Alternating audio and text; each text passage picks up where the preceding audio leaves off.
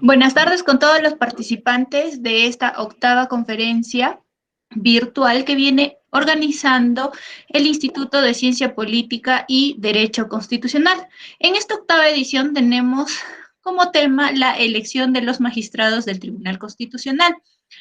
Es para mí un honor iniciar la conferencia virtual presentando al director de debate, que es el doctor Jesús Ricardo Pérez Victoria. También tenemos como ponentes principales al doctor Miguel Pedro Vilcapoma Ignacio, así como al doctor José Luis Galvez Adauto. Le doy pase al doctor Jesús Ricardo Pérez Victoria para que pueda iniciar como moderador en esta sesión. Muchísimas gracias. Bien, una vez más, buenas noches con todos. Bienvenidos a otra edición de los eventos institucionalizados como miércoles constitucionales del Instituto de Ciencia Política y Derecho Constitucional. En esta oportunidad es un honor al menos presentar, ¿no? En esta oportunidad a nuestro gran amigo y ponente, el doctor Miguel Pedro Vilcapoma Ignacio, que dicho sea de paso, pues él es el miembro fundador del Instituto de Ciencia Política y Derecho Constitucional, aquella iniciativa del 14 de mayo de 1988, junto con un conjunto de jóvenes también estudiantes en aquella época y profesionales. El doctor Miguel Pedro Vilcapoma Ignacio al menos ha demostrado perseverancia, consecuencia, dedicación, ¿no? Y ha impulsado este instituto albergando pues nuevos integrantes, nuevos jóvenes talentos, muchos de ellos incluso actualmente ya profesionales, como por ejemplo el doctor Percy Hernando Colonio Sobrevilla, quien es juez de familia, el doctor Alex Orihuela y muchos otros magistrados y personajes que se encuentran en la entidad o en entidades públicas, como por ejemplo quien les habla, ¿no? Entonces, es un honor, vuelvo a repetir, presentar al doctor Miguel Pedro Vilcapoma Ignacio. Él también es miembro del Instituto Peruano de Derecho Constitucional, junto con grandes, ilustres constitucionalistas del Perú y de otros países. El doctor fue elegido decano de la Facultad de Derecho y Ciencias Políticas de la Universidad Peruana Los Andes en 2 oportunidades, en cuyas gestiones hizo grandes cambios en pro de la educación, en pro de la universidad y siempre pues impulsando el derecho constitucional, la defensa de los derechos fundamentales y el tema de la igualdad entre todos los seres humanos.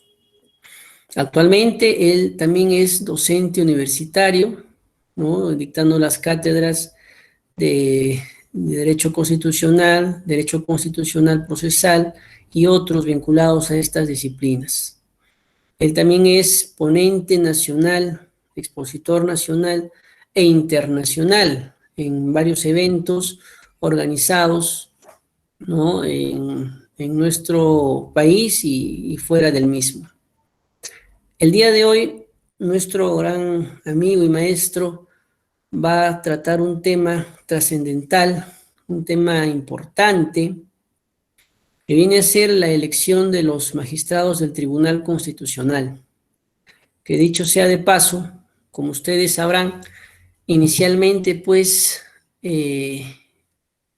nosotros hemos ingresado a un tema de control político, pasó el tiempo, ingresamos a lo que viene a ser el control difuso y el control concentrado, inicialmente con este órgano llamado Tribunal de Garantías Constitucionales y actualmente Tribunal Constitucional.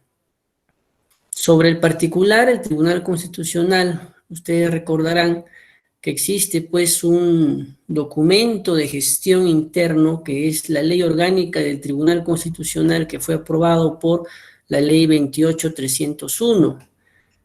Y esta ley al menos esbozaba, ¿no?, un procedimiento para la designación de estos magistrados, considerando, claro está, lo dispuesto en nuestra Constitución Política en su artículo 201, procedimiento que actualmente, con la última modificación de la Ley 31031, pues ya fue al menos mucho más precisado en varios aspectos, donde ya pues de manera expresa se quiere al menos llevar a cabo un procedimiento mucho más minucioso, a la altura, claro está, de lo que viene a ser pues estos magistrados que van a defender los derechos fundamentales. Para terminar, esta ley que les he mencionado, la 31031, también pues al menos ha modificado ese artículo 8 y 11 de la ley orgánica que les estoy mencionando, y en particular es importante señalar que ese artículo 11 de los requisitos, al menos ahora, ¿no?, aparecen dos requisitos muy importantes, creo yo, que ya los ponentes nos ilustrarán, como por ejemplo, no ser objeto de investigación preparatoria ni tener condena penal por delito doloso, y el otro, tener reconocida trayectoria profesional, solvencia e idoneidad moral, ¿no?, probada, trayectoria democrática, respeto a la defensa y orden constitucional. Son al menos dos requisitos adicionales a los que ya existían y no los quiero cansar más. Vuelvo a presentar una vez más a nuestro gran amigo, maestro, ¿no?, constitucionalista, el doctor Miguel Pedro Vircapoma Ignacio, a quien lo recibimos con un fuerte voto de aplauso virtual. Doctor Miguel Pedro, el escenario es suyo, tiene 30 minutos y por favor se pide a todos los asistentes no prender el audio a efectos de que el sonido no se filtre y pueda pues distraer a los que están gentilmente acompañándonos esta noche. Doctor, tiene el uso de la palabra.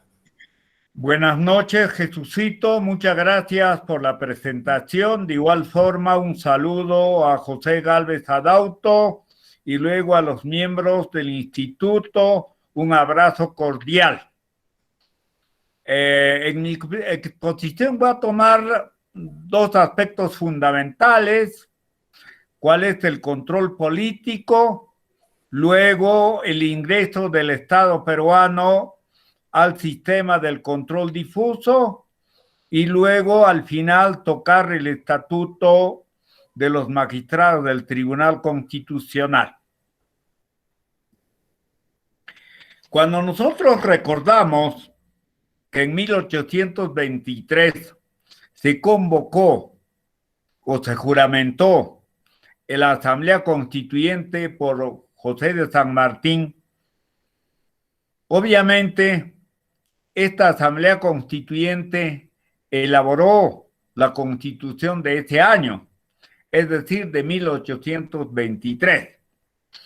Esta Constitución de 1823, obviamente, en 1800, basándose en la Constitución gaditana de 1812, que fue elaborada en contraposición a la imposición de la Constitución de Bayona, ¿no?, establecía que el control del cumplimiento de la Constitución se le encargaba al Senado conservador. Por influencia de esta Carta Española, la Constitución de 1823 establece también que el ente que debe preocuparse por el cumplimiento de las normas constitucionales es el Senado conservador. Es decir, cuando hablamos de que es un control de carácter político, lo que estamos indicando es de que esta encargatura de la supervigilancia para el cumplimiento de la norma constitucional se le está encargando a un ente netamente político. Cuando En 1826, ya el libertador Simón Bolívar impone la Constitución de 1826, que es la carta originaria del Estado boliviano, y con este instrumento se funda la nación boliviana. Obviamente es una carta de corte napoleónico, influenciada por la Constitución de 1799, en el que se establecía el gobierno del consulado. La característica de esta carta es de que establece una cámara, o mejor dicho, un poder legislativo de 3 cámaras: los tribunos, los senadores y los censores, y al mismo tiempo establece una presidencia vitalicia con carácter de ser establecida el heredero no consanguíneo, sino de carácter político, por el que ejercía la presidencia vitalicia. Entonces, esta carta política obviamente encarga a los censores justamente la tutela, la supervigilancia, el cuidado para la observancia de la Constitución. Sin embargo, creo que aquí es necesario señalar que el hecho de que se establezca que sea un ente político el que se preocupe por el cumplimiento de la norma constitucional es solamente con respecto a las conductas y los comportamientos de las personas que pueden vulnerar la Constitución. En este extremo, Domingo García Belaúnde señala que no hay una preocupación contra normas que puedan contradecirla.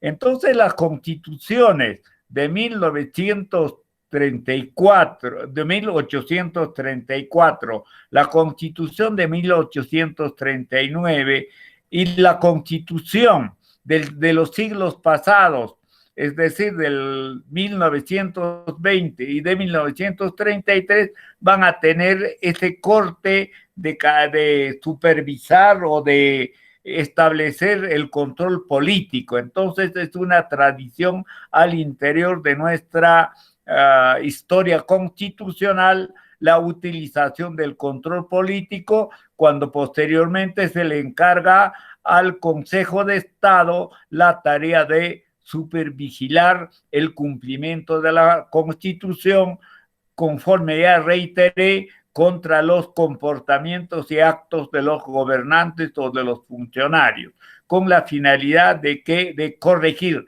Sin embargo, creo que el establecimiento es casi de carácter formal. No hay un establecimiento realmente fáctico, porque eso es lo que ocurre realmente en las constituciones antiguas. Se establece tipo la concepción del siglo XVIII, que consideran fundamentalmente los revolucionarios franceses que hay que establecer en la Constitución, y se cree que ya tiene una vigencia fáctica.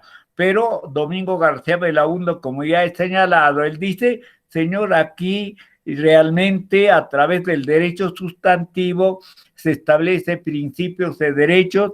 Sin embargo, falta la parte adjetiva, la parte procedimental, que se va a preocupar por la facticidad de la Constitución.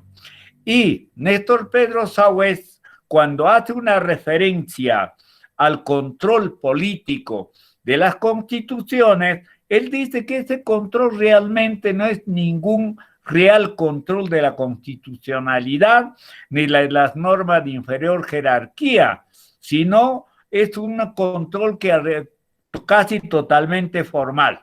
Entonces yo creo que es necesario tener en cuenta esta situación para comprender, al menos en esta oportunidad, el asunto de estos aspectos que expresan nuestra Constitución, para comprender. Yo considero que no es la única vez que vamos a conversar sobre el estatuto de la magistratura constitucional.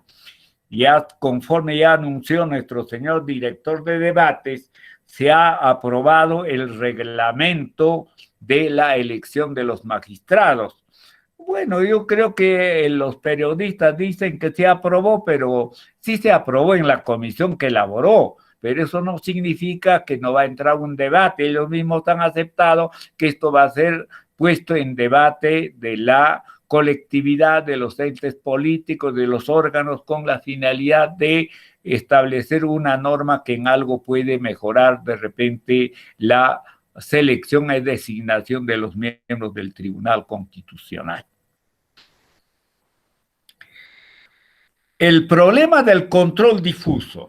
Yo creo que esto yo quiero explicar un poquito, como les digo, creo que hay que seguir conversando sobre la magistratura y sobre el control constitucional. Cuando hablamos del control constitucional, estamos hablando de un aspecto esencial y sustancial de la Constitución.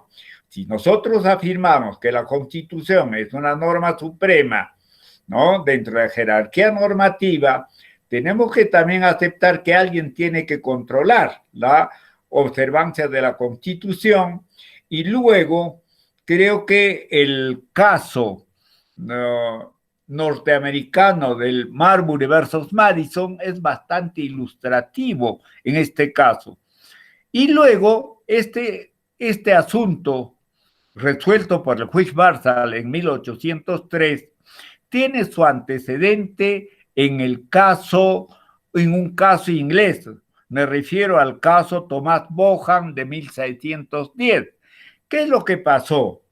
Lo que pasó es de que estamos en 1610 y luego el Parlamento en 1553, con intervención del rey Enrique VIII, aprueba una norma a favor del Colegio Médico de Londres, en el sentido de que el Colegio de Londres, a los que quieren ejercer la medicina en esta ciudad, tenía que cobrarle un cupo para el ejercicio profesional y al mismo tiempo tenía que someterlo a un examen. Boham, dice la historia que era un hombre de mucho carácter, no se sometió al examen, tampoco pagó las obligaciones económicas con el Colegio Médico de Londres. Por tanto, el Colegio Médico de Londres lo denunció, lo ordenó su privación de la libertad y el pago del aspecto económico que debía. En vez de cumplir con estas obligaciones, Boham le interpone una demanda justamente a la Corte of Common Pleas, es decir, a la Corte del Common Law, en el cual estaba justamente el famoso y conocido juez inglés Sir Edward Coke. Y Edward Coke se da cuenta de que esta norma aprobada por el Congreso y luego con participación también de Enrique VIII, era una norma que no era imparcial, por el contrario, convertía al Colegio de Médicos en juez y parte en un proceso. Y para él esto no era justo, sino era una norma injusta, por eso tenía que inaplicarse. Este planteamiento de 1610 al menos se repite en el caso Marbury versus Madison. ¿Qué es lo que sucedió con el caso Marbury versus Madison? Es justamente John Adams, como presidente de la República, pierde las elecciones frente a Thomas Jefferson, que era antifederalista, mientras John Adams era federalista. En este caso, lo que ocurre es que obviaron entregarle los nombramientos a 4 jueces de paz de Columbia: William Marbury, Dennis Ramsay, William Harper, Robert Townsend Howe. Estos señores dialogan con el Estado o con el secretario de Estado con la finalidad de que le expidan el nombramiento de juez de Columbia, juez de paz de Columbia. Sin embargo, el nuevo gobierno, que no era federalista, niega la existencia de esos que no conocen, etcétera, y les obliga a estos 4 jueces interponer una demanda en base a una ley, ¿no?, conocida ya, Judicial Act de 1789, aprobada por la Cámara de Diputados, o sea, por Parlamento. Entonces, ya con el conflicto en la mano, el juez Marshall, que antes había sido el secretario de Estado de John Adams, el que se olvidó de entregar los nombramientos a estos 4 jueces, tenía en sus manos que resolver la situación. Y luego Thomas Jefferson, obviamente, no era su partidario, sino del contrario, era de la sección antifederalista.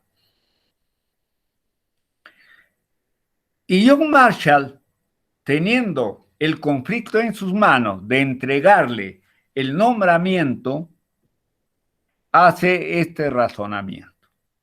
A ver, dice, por un lado, yo tengo la Constitución norteamericana de 1787, en el que no se establece el proceso de Writ of Mandamus, en el que deberían de basarse cualquier demanda de los funcionarios del Estado. Y luego, como habían concursado y los nombramientos habían sido firmados por el secretario de Estado y habían sido sellados por el gran sello de la nación, pero no habían sido entregados.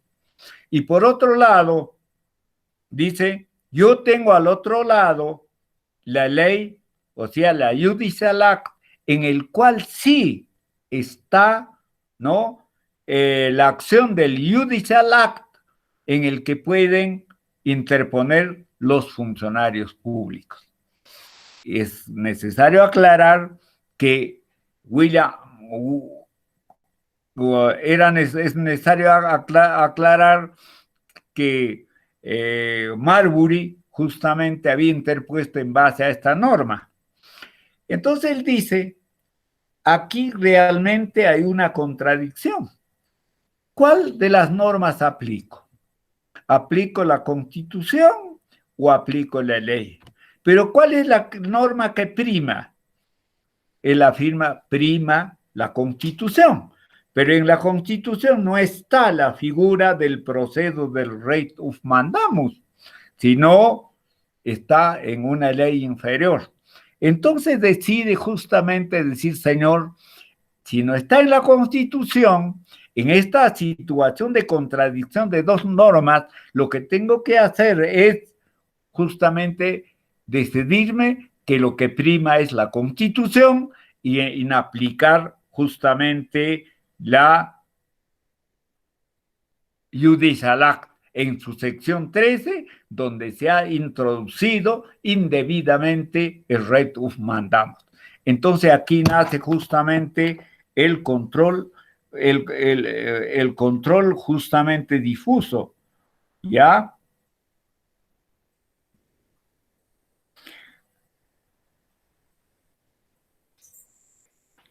Y luego, yo creo que es necesario tomar en cuenta que en el momento en que la sentencia de la Corte Constitucional se había pronunciado, lo que hay que tener en cuenta es de que en la Constitución o en la sentencia expedida, obviamente se ha establecido algunos aspectos fundamentales. ¿Cuál es el hecho de que la Constitución es una norma que prima y que está por encima de las normas de inferior jerarquía al que tiene que someterse? Por otro lado, las autoridades que tienen que tutelar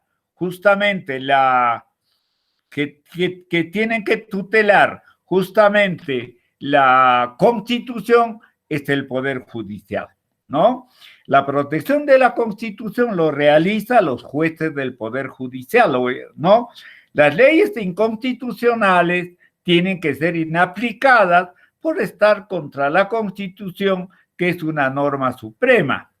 Y luego, otro aspecto que señala la sentencia en referencia es que en el control difuso, los jueces no aplican al interior de un proceso cuando se presenta incompatibilidad entre una norma constitucional y una norma legal. Este caso realmente trascendió no solamente en América Latina, sino también en Europa. En muchos estados y reinos de Italia se consignó el control difuso norteamericano. Quiero hacer una referencia breve al control difuso en el Perú. Ustedes se recordarán por la historia de que en el Perú en 1920 se discutió la constitución de ese mismo año después del golpe de Estado de Leguía.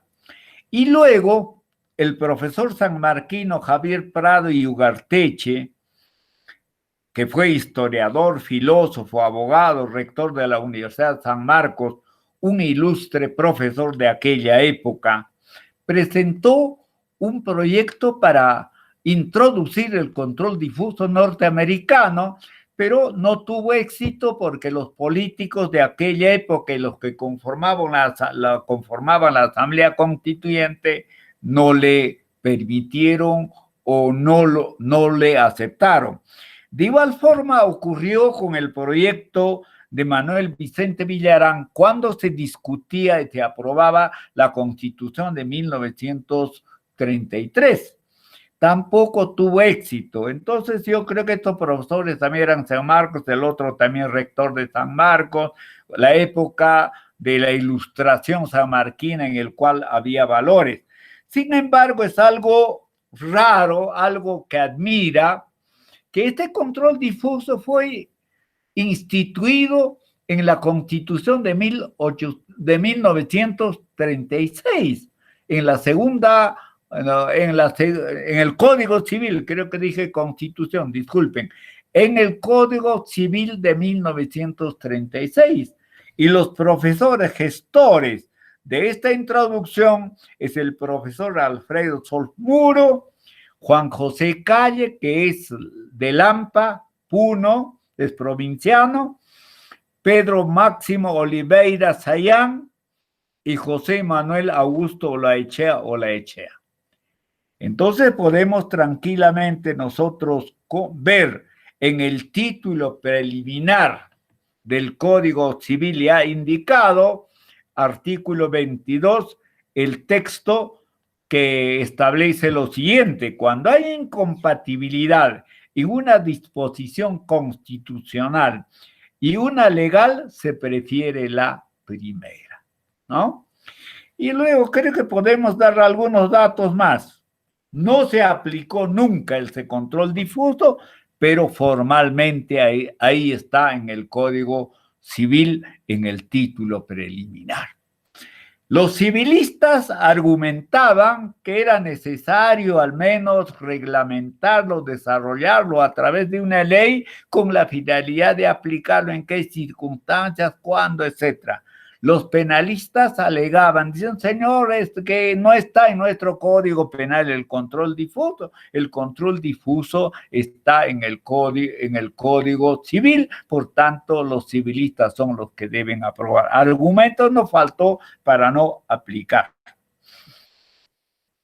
Algo se desarrolla en la ley orgánica aprobada en la época del gobierno militar de Nicolás Lindley y López en 1963, cuando se aprueba mediante decreto ley la ley orgánica, ¿no?, del Poder Judicial, en el cual se establece, si no hay una apelación, hay que elevar en consulta a la primera sala de la Corte Suprema, ¿no?, tanto en primera instancia como en segunda instancia. el control concentrado, ¿no? Conocemos por control concentrado con el desarrollo de las constituciones de Austria de 1920, Checoslovaquia del mismo año y la constitución de 1931, ¿no? De 1931, la española, al menos consignan el control difuso porque ahí se instituye el Tribunal de Garantías Constitucionales, ¿no? Y luego, cuando nosotros aprobamos nuestra Constitución de 1979, obviamente lo que hacemos es ingresamos al control difuso. Ingresamos al control difuso con el Tribunal de Garantías Constitucionales y luego que establece con 9 magistrados que provienen de los poderes del Estado con sede en Arequipa y luego con 6 años periodos de duración. Ahí se instituye el Tribunal de Garantía Constitucional, el control difuso. Y luego también se instituye el control difuso, el control concentrado, se instituye el control difuso. Y también se instituye el control concentrado de los tribunales constitucionales. Y luego Domingo García Belaúnde da la explicación, dice, como habíamos instituido el Tribunal de Garantías Constitucionales y luego el Poder Judicial no tenía en sus manos como una forma de al menos congraciarse con el Poder Judicial que había sido bárbaramente maltratado en el proceso de aprobación de la Constitución del 79, le concedieron el control difuso, es decir, el control que se organizó, se creó y que trascendió en Estados Unidos. De ahí que en estos momentos, en la Constitución del 93, ¿no?, que también se instituyó, en el 138 de la Constitución vamos a encontrar está el control difuso.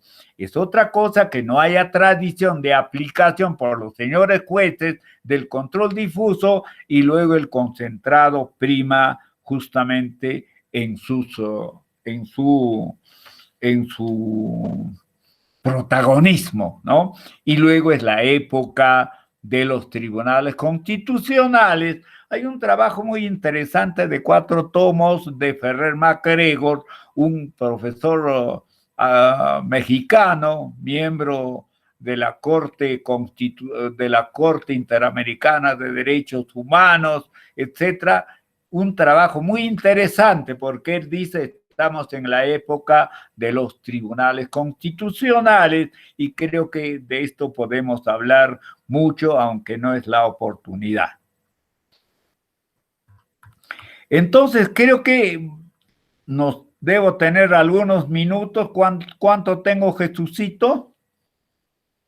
6 minutos, doctor. Ya. Voy a ser muy estricto, ¿no? Y voy a cortar ahí con la finalidad de continuar en los 10 minutos.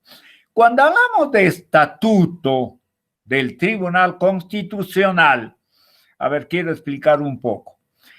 En primer lugar, el Tribunal Constitucional no está conformado por magistrados del Poder Judicial, es decir, los magistrados del Tribunal Constitucional no hacen carrera judicial o no hacen carrera en el Tribunal Constitucional porque de acuerdo al periodo de designación, ¿no?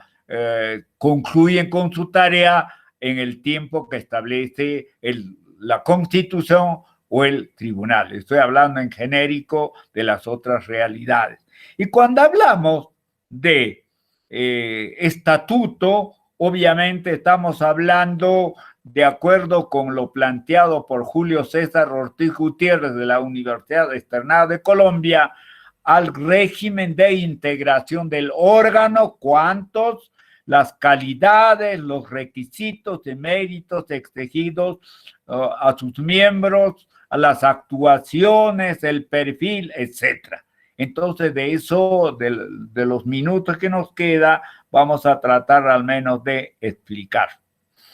En cuanto se refiere al número de magistrados, cuando nosotros hacemos una comparación originaria entre lo que establece la Constitución del 79 y lo que establece la del 93, nos vamos a dar cuenta que en cuanto se refiere al número de magistrados, el Tribunal de Garantías Constitucionales, dentro del marco de la Constitución del 79, establecía 9 magistrados, mientras que la Constitución del 93 establece menos magistrados, es decir, solamente 7, ¿no?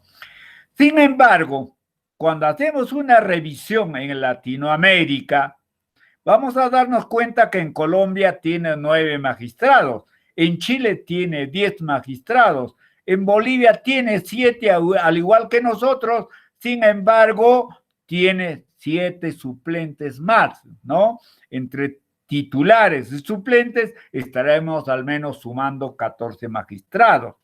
En Europa, el Tribunal Español tiene 12 miembros. Alemania tiene 16 para las 2 cámaras del Tribunal Constitucional. Austria tiene 14, Italia 15, Bélgica 12, Grecia 11, Portugal 13, Francia 9. Entonces, ¿qué podemos afirmar? Que nosotros tenemos el mínimo de los magistrados que en vez de mejorar con la Constitución del 93, se ha disminuido. Yo considero que debe incrementarse más o menos a 11 magistrados por la población, por los asuntos, y creo que es necesario revisar para pensar de esta manera siempre las opiniones de los presidentes del Tribunal Constitucional en las instalaciones de los informes que hacen los cesantes, ¿no? Entonces creo que en el número tenemos un número muy reducido. El otro aspecto es órganos involucrados o comprometidos en la designación. En la Constitución del 79 estaban involucrados los 3 poderes del Estado, legislativo, ejecutivo y luego judicial. Sin embargo, la Constitución del 93 trasladó, ¿no?, la responsabilidad solo al Parlamento. El Parlamento es el responsable de lo correcto o lo incorrecto de la designación de los miembros del Tribunal Constitucional.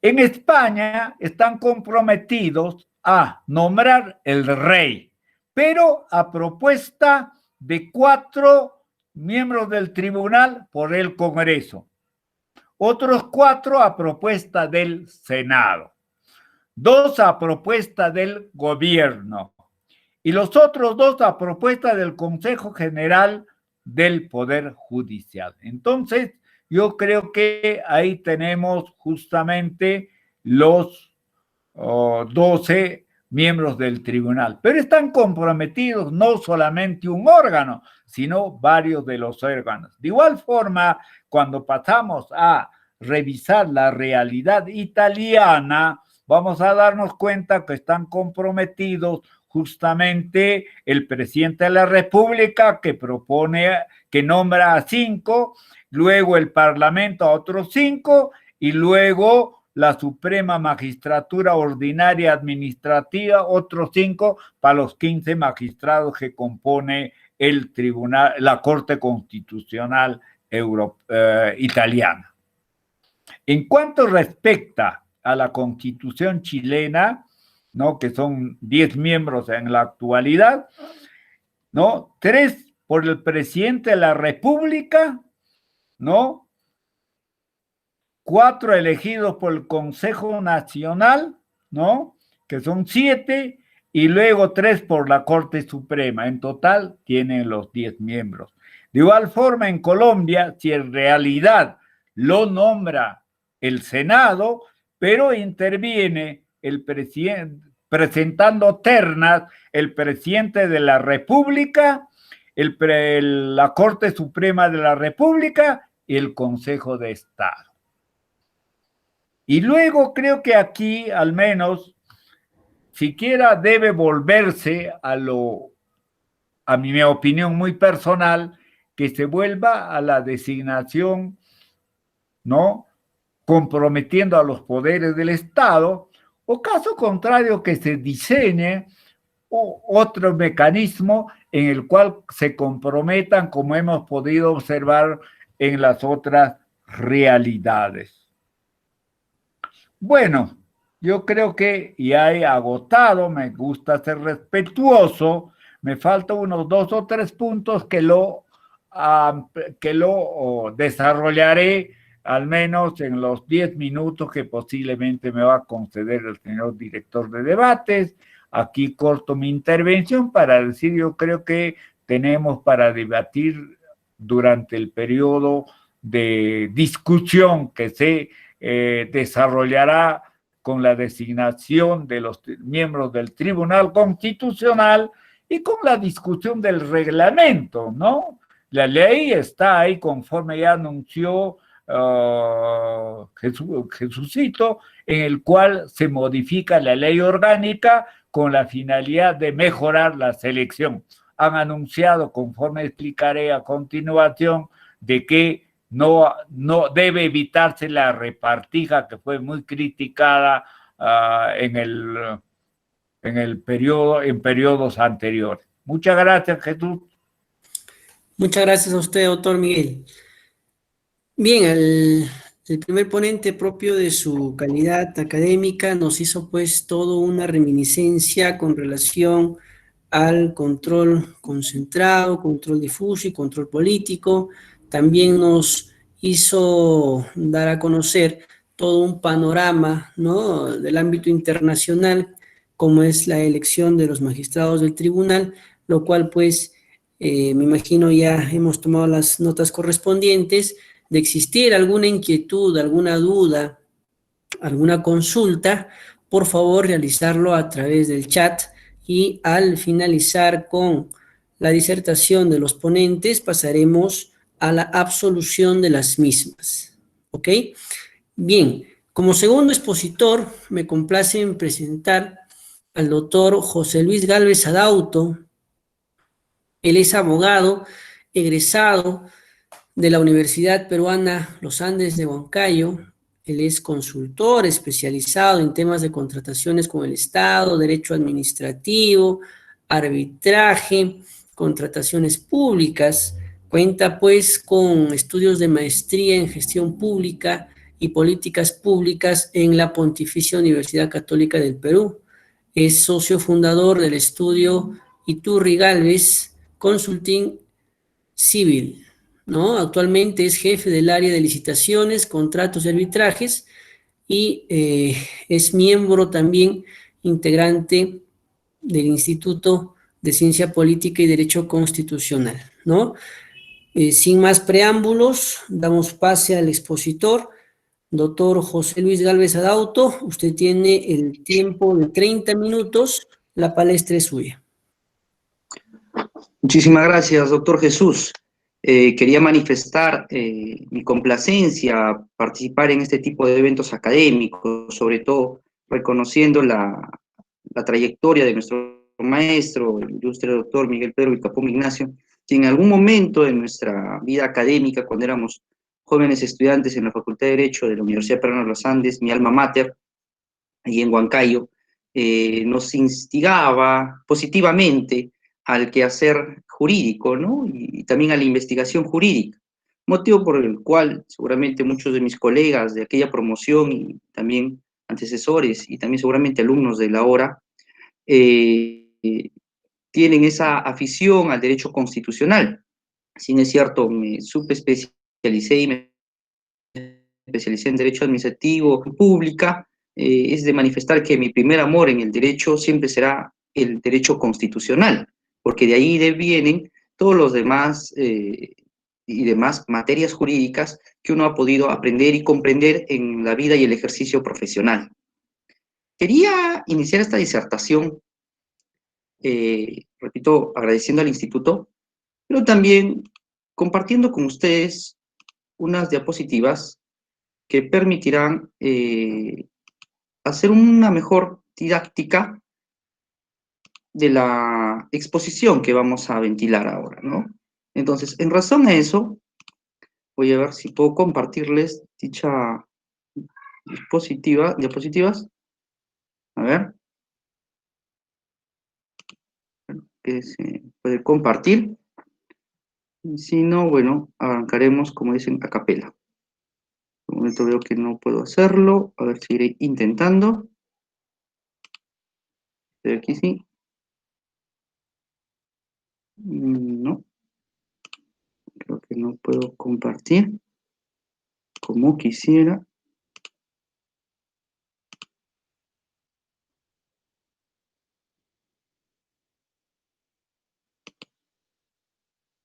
Aquí está. Superado los inconvenientes técnicos, entiendo que doctor Jesús se visualiza la presentación. Sí se puede visualizar. Perfecto. Entonces, doy inicio, ¿no? La elección de magistrados del Tribunal Constitucional, por quien habla José Luis Gálvez Adauto. ¿Cómo abordar la decisión de elegir a los miembros del Tribunal Constitucional? Es decir, es una decisión que está en potestad del legislativo, es una facultad, es una función. ¿Qué constituye la decisión de nombrar miembros del Tribunal Constitucional? Esto repercute en una importancia trascendental, porque recuerden que es el órgano encargado de interpretar en última instancia las normas constitucionales y la vulneración a derechos constitucionales reconocidos. También sirve de garantista jurídico a los actos políticos. Además de su importancia jurídica y su trascendencia a nivel mundial, los tribunales constitucionales nos permiten mantener ese equilibrio de poderes, puesto como órgano desconcentrado y autónomo, permite que ante esta pugna de poderes ejecutivo, legislativo y otros órganos existentes, puede ser Contraloría, puede ser el Ministerio Público, podría ser el Consejo Nacional de la Magistratura, el Jurado Nacional de Elecciones, pueda manifestarse en última instancia con sus fallos. Entonces, ahí reviste la importancia de elección de un tribunal constitucional en el cual nosotros como peruanos nos vemos inmersos en el día a día, puesto que los derechos constitucionales, si bien es cierto, están regidos por la Constitución de 1993 y sus modificaciones, eso no significa que no afecte a la vida de todos los ciudadanos. Entonces, un ojo público es necesario, puesto que actualmente, y hay un contexto, el Congreso está teniendo controversia con el Ejecutivo por la elección de los miembros del Tribunal Constitucional. Entonces es un tema coyuntural, pero que merece nuestro pequeño análisis a fin de poder desglosar y poder abordar este tema. A nivel constitucional, el artículo 201 de la Constitución expone cómo se compone el Tribunal Constitucional. 7 miembros elegidos por 5 años. Indica también en su segundo párrafo, para ser miembro del Tribunal Constitucional se exigen los mismos requisitos para ser vocal de la Corte Suprema. Los miembros del Tribunal Constitucional gozan de la misma inmunidad, de las mismas prerrogativas que los congresistas, y les alcanzan las mismas incompatibilidades. No hay reelección inmediata. Es decir, un miembro del Tribunal Constitucional no se reelegiría inmediatamente. Los miembros del Tribunal Constitucional son elegidos por el Congreso de la República con voto favorable de los 2/3 del número legal de sus miembros. Iremos desglosando uno por uno estos párrafos, pero le doy lectura para que entremos en contexto el por qué se hace esta elección y quién la hace. Artículo 201, ¿no? Hagamos este paréntesis. Para ser miembro del Tribunal Constitucional se exigen los mismos requisitos que para ser vocal de la Corte Suprema. Hay requisitos en plazo, en trayectoria, en competencias académicas y sobre todo profesionales. Luego abordaremos que es un plazo mayor a 10 años, en el caso de ser fiscales o jueces, o ex jueces de la Corte Suprema o ex fiscales, 15 años si es que se ha sido profesor de Derecho, entre sus, y otros requisitos que vamos avanzando, pero para efectos se busca una persona altamente calificada y con todas las competencias académicas para ser miembro de ese Tribunal Constitucional y que también sea mayor de 45 años.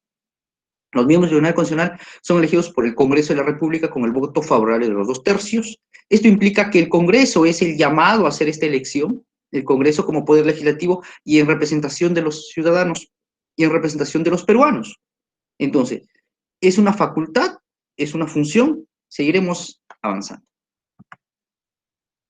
¿Qué dice el reglamento del Congreso de la República en el artículo 6? Son funciones especiales del Congreso designar al Contralor General de la República, elegir al Defensor del Pueblo, así como a los miembros del Tribunal Constitucional. Aquí viene la primera palabra importante, son funciones especiales del Congreso. Y al ser función, implica no solamente facultad, sino también obligación. Y como toda obligación, el Congreso es el único llamado por función a ejecutar esta designación de magistrados, como también lo puede hacer al directorio del Banco Central de Reserva, al presidente del Banco Central de Reserva y por supuesto al superintendente de Banca y Seguros. Entonces, mantengamos este concepto en base al artículo 6 del reglamento, es una función del Congreso designar a los miembros del Tribunal Constitucional, y cuando nuestro destacado jefe de debates, en este caso moderador, el doctor Jesús Pérez, indicó que ha habido una modificación al artículo 8 y 11 del reglamento, se refiere al reglamento de la Ley Orgánica del Tribunal Constitucional, que en base a la Ley 28301 vigente, se realizó dicha modificación. Es decir, el 23 de julio de este año se promulga esta modificación. ¿Qué prescribe? Prescribe en forma, porque al ser reglamento, prescribe ya requisitos, formas y condiciones para llevar a cabo la designación de los miembros del Tribunal Constitucional. En esto yo discrepo con el maestro, el doctor Vicapoma, puesto que él indica que se indica cómo se va a elegir en esta modificación. Entonces, no solamente es una prerrogativa del Congreso y que está en debate, sino que ya existiendo esta promulgación, el 23 de julio, ya empieza a regir su efectividad como norma. Entonces, al regirse su efectividad, también, ya pasó más de un mes, también se rige su legalidad y su legitimidad, dos conceptos que manejamos para poder validar la existencia de una norma en el tiempo y en el espacio. Entonces, son designados por el Congreso de la República a través de un proceso de selección en base a un concurso público de méritos. ¿Qué implica que haya concurso público de méritos? Que va a haber un proceso de evaluación y calificación. Habiendo evaluación y calificación, porque es un concurso público, puede presentarse aquellas personas que se creen competentes, obviamente con su respectivo CV, pero para esto implicará algunos procedimientos previos, ¿no? En este caso, el Pleno del Congreso designa una comisión especial de selección integrada por un representante de cada grupo parlamentario, ¿verdad? A la fecha hay 9 grupos parlamentarios, entonces deberían ser 8 o 9 representantes de estos grupos. Uno por cada bancada, uno del Partido Morado, uno del Partido Acción Popular, otro del partido del FREPAP, etcétera, etcétera. Uno de cada bancada. Y si hay una bancada de 2, también pues una bancada, un representante. Entonces, sí, en base a esta modificación del artículo 8 y 11, también se estipula que una vez convocado el concurso de méritos, la comisión especial publica esto en el Diario Oficial del Peruano, en la página web del Congreso, y por supuesto en un diario de circulación, ¿para qué? Para dar inicio al proceso de selección del concurso público. Como todo proceso de selección implica competencias y capacidades para, repito, la calificación, la evaluación. En los mismos medios se publica la relación de candidaturas, por supuesto, que se presenta con hojas de vida debidamente señaladas, y se da un plazo de 10 días a fin de que se puedan formular tachas. Es decir, hoy día reviso el peruano y veo que existe esta lista, y yo que tengo intención en este proceso, porque soy ciudadano, o cualquier grupo o asociación o grupo de ciudadanos que tenga intención en la postulación de un miembro al Tribunal Constitucional, podemos formular las tachas. Ahora, ¿cuáles son la forma de presentar las tachas? Simplemente con presentación de medios probatorios, por supuesto motivados, que impliquen el por qué esa persona no puede ser miembro del Tribunal Constitucional en estos 10 días. Un ejemplo, un candidato al Tribunal Constitucional podría gozar de todas las facultades académicas, tener todas las maestrías y diplomados existentes, tener además de eso competencias profesionales por la trayectoria que cumpla, no sé, por más de 10 años, 15 años como juez superior o juez supremo. Pero también implica algunas subjetividades como la intachabilidad de su comportamiento ético. Imagínense que estuviera como candidato el doctor Inostroza, que fue juez supremo.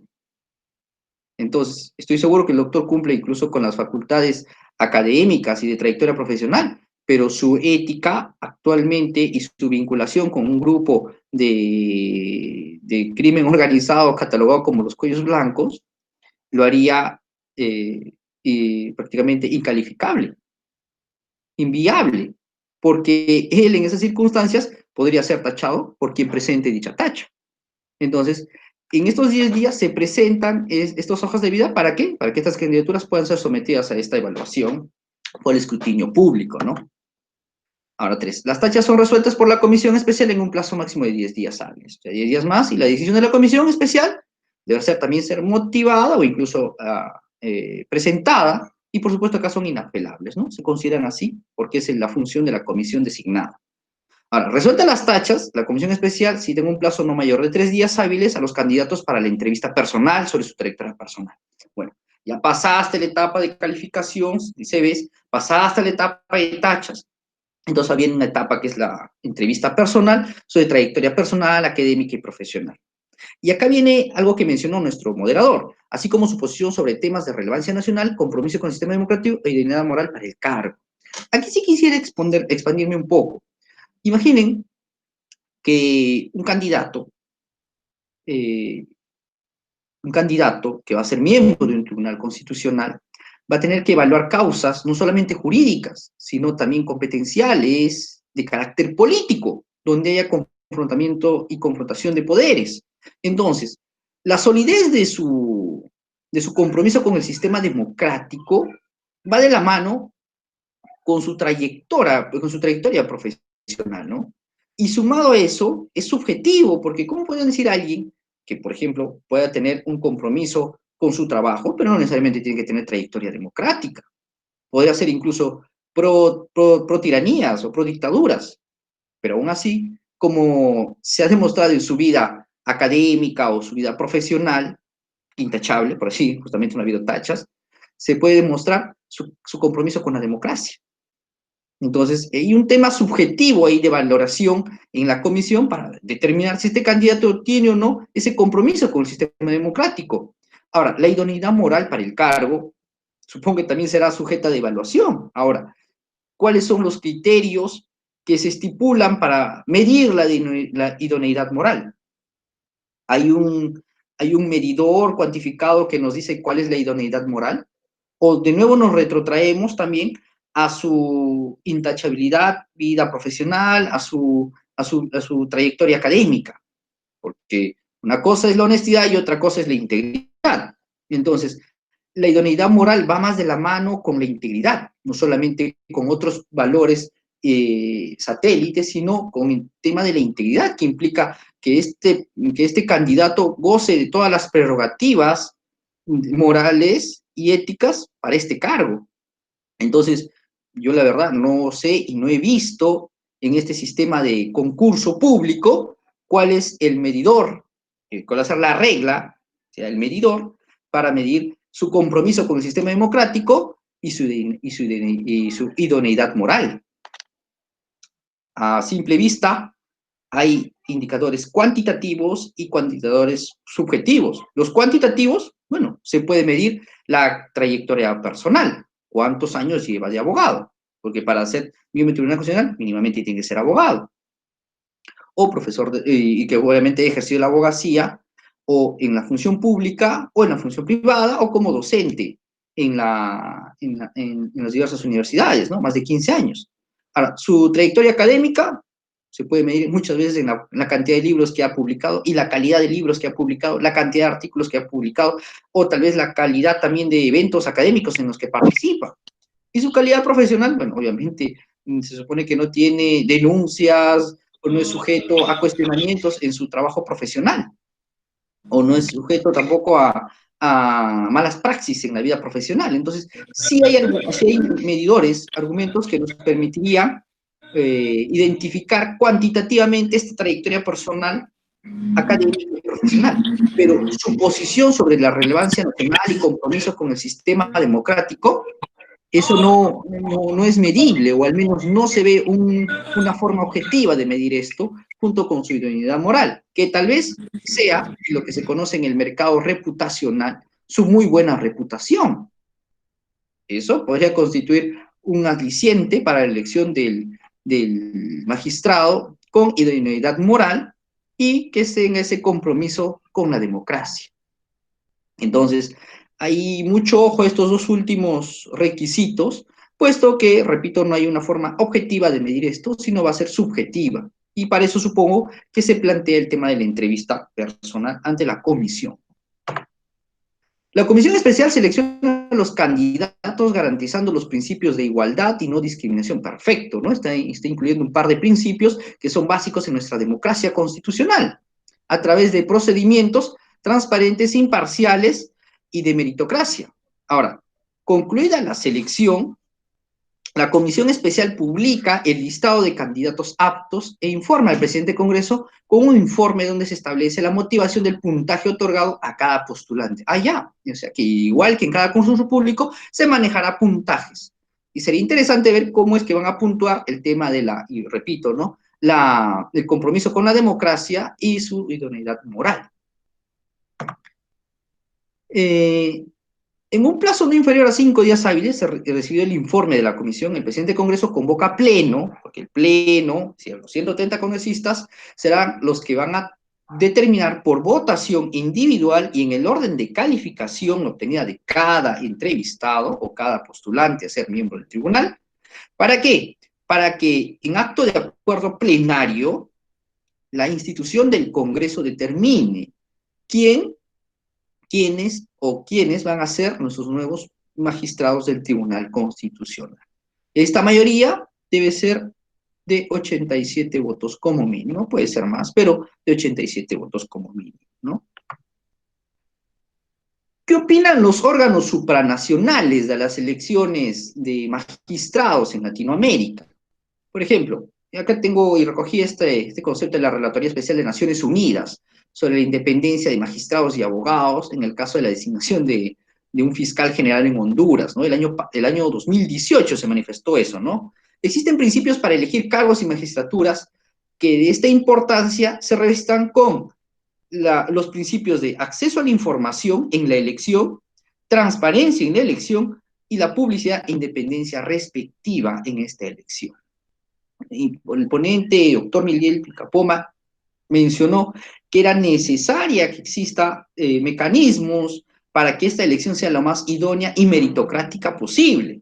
Entonces, para poder lograr ese objetivo, esos principios de acceso a la información, transparencia, publicidad, son necesarios en una elección en la cual depende mucho del Congreso la designación de estos miembros del Tribunal Constitucional.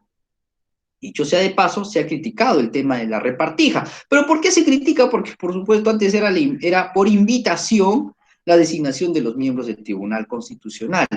No obstante, esto ha deslegitimado, porque antes existía la repartija, ahora la traen a colación, y siempre la ha existido. Entonces, los miembros del Tribunal Constitucional anteriores, que no han gozado de esta modificación del reglamento que indica en su modificación el artículo 8 y 11, estos criterios de calificación y evaluación, ¿no han gozado entonces los anteriores miembros del Tribunal Constitucional de esas características idoneidades? No. ¿Por qué? Porque anteriormente también se hicieron elecciones de miembros y magistrados del Tribunal Constitucional, los cuales también han gozado de toda la legitimidad existente, puesto que eran magistrados, es más, son magistrados que gozan de solvencia académica, profesional, y por supuesto tiene una trayectoria ganada en el rubro académico en el cual se desempeñan, no solamente como abogados, sino también como constitucionalistas. Entonces, sobre la opinión de los constitucionalistas actuales y coyunturales, dicen, ¿no?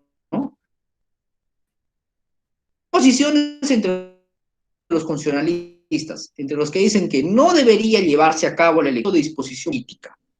Es decir, existen dos posiciones por las cuales se indica que este Congreso actual, que tiene menos de un año de funciones, no debería ser el encargado de plantear la elección de los nuevos miembros del Tribunal Constitucional.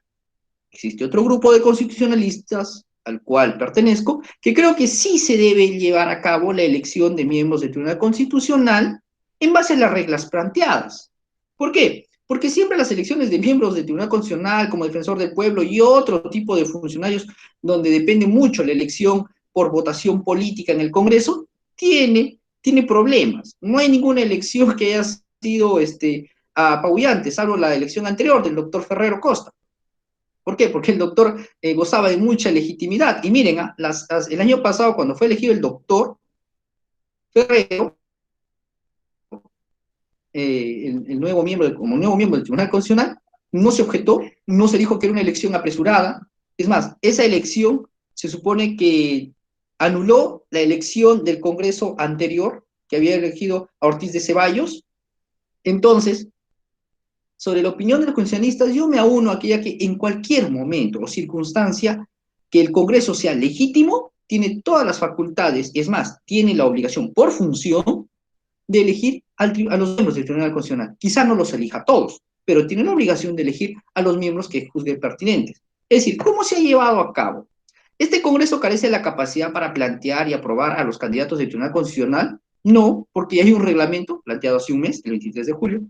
¿Es apresurado, hace 2 meses, es apresurado el nombramiento de los miembros del Tribunal Constitucional? No, porque también se nombró un miembro del Tribunal Constitucional cuando se inició nomás el nuevo periodo congresal, este nuevo Congreso, y a pesar de eso nadie puso objeción en el aire. Ahora sí hay un debate mediático entre los que creen que este Congreso debería nombrar a los otros miembros del Tribunal Constitucional, y hay otro debate entre aquellos que creen que no se debería nombrar ahora o se debería dejar pasar la oportunidad para que el siguiente Congreso elija a los miembros del Tribunal Constitucional.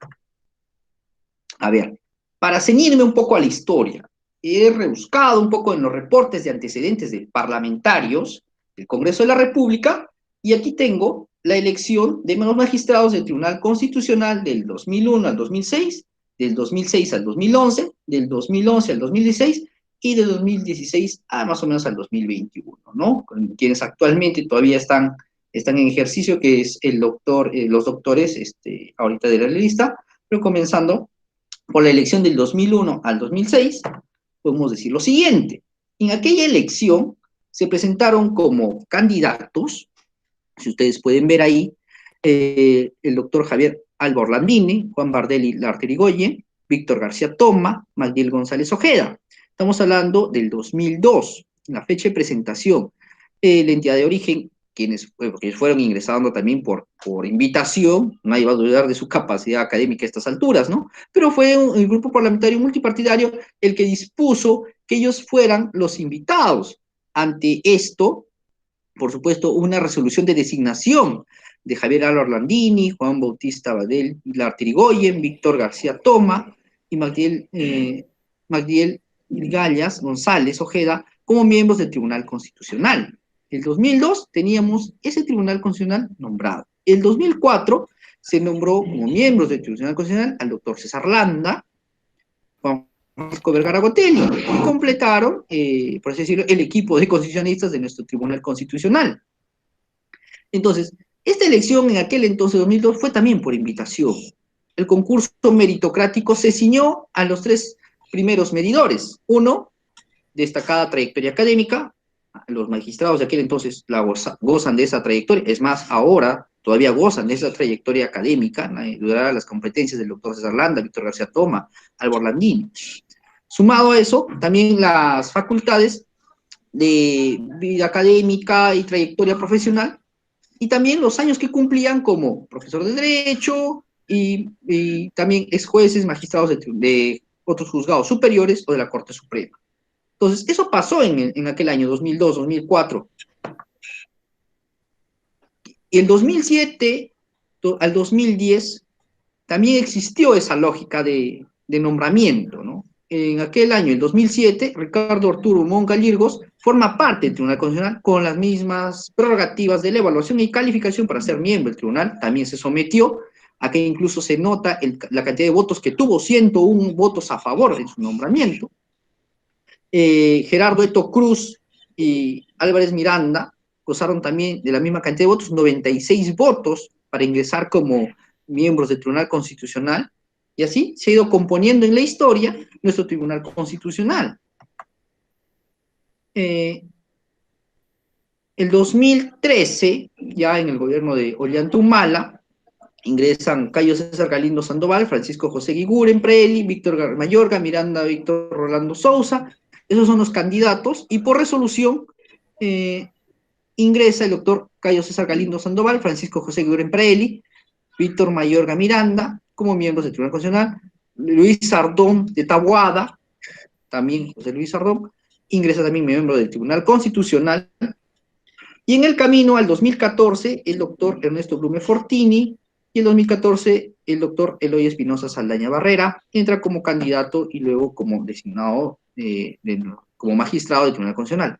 Actualmente, a la fecha, tenemos compuesto el tribunal de la siguiente forma, ¿no? José Luis Sardón de Taboada, Carlos Augusto Ramos Núñez, Manuel Jesús Miranda Canales, María Elena Leonor Ledesma Narváez, Eloy Espinosa Saldaña, Ernesto Blume Fortini y el doctor Carlos Ferrero, quien actualmente pues son los nuevos miembros del Tribunal Constitucional, perdón, son los miembros de aquel entonces del Tribunal Constitucional y han cumplido su mandato de 5 años como miembros al frente del Tribunal Constitucional, ¿no?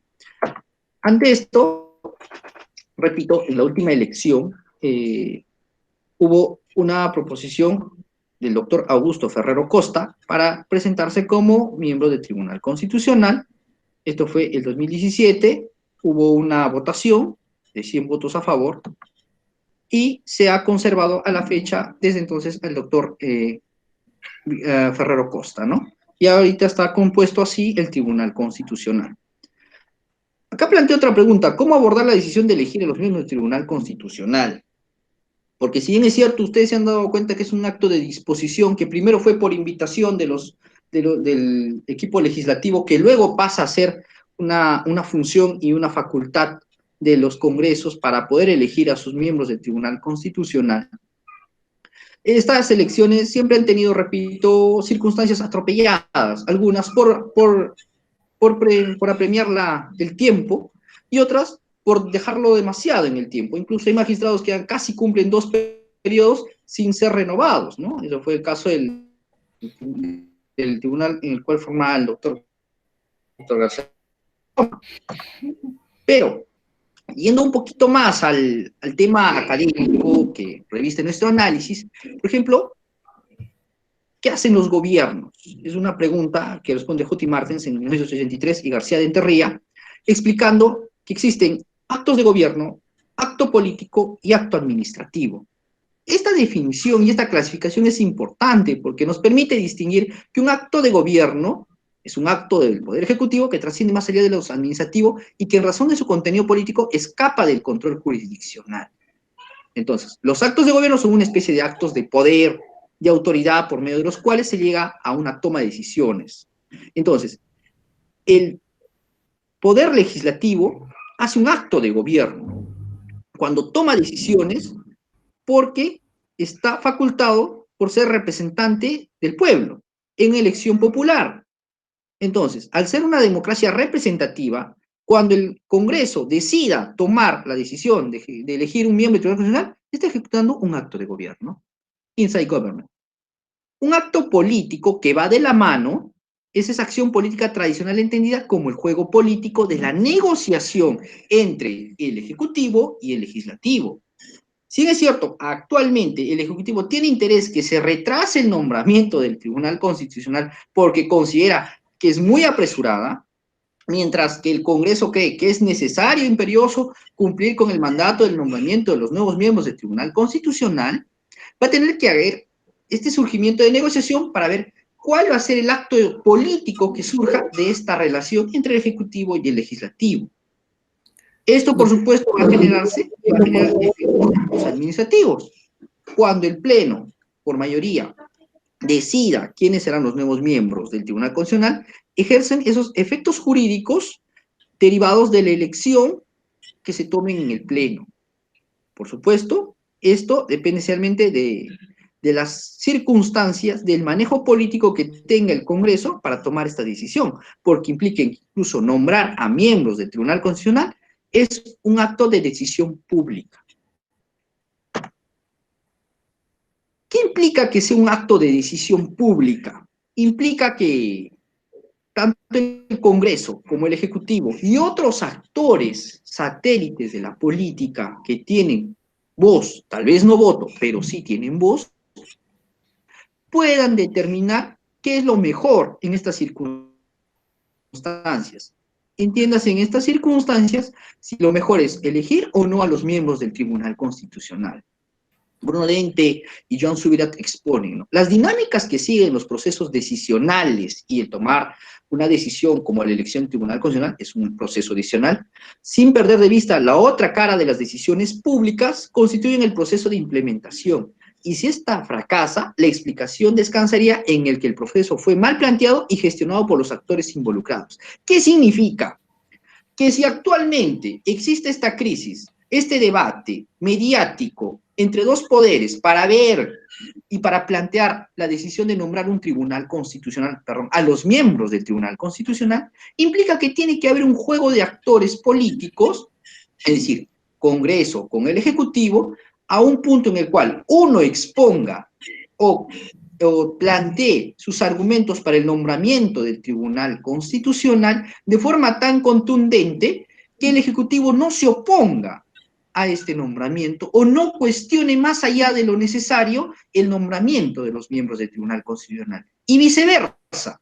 Este juego político implica que ambas fuerzas políticas aprendan a engarzarse en sus intereses para que puedan articular una decisión política y una decisión pública al mismo tiempo. Solo así, esta dinámica de juego que actualmente existe, porque gracias a Dios estamos en una democracia, se puede plantear de manera transparente, de manera abierta y, por supuesto, también de manera práctica. Siendo así y logrando los objetivos que persiguen ambos. ¿Qué pasó en septiembre del año pasado? Todos sabemos cómo acabó esto. Una disolución del Congreso con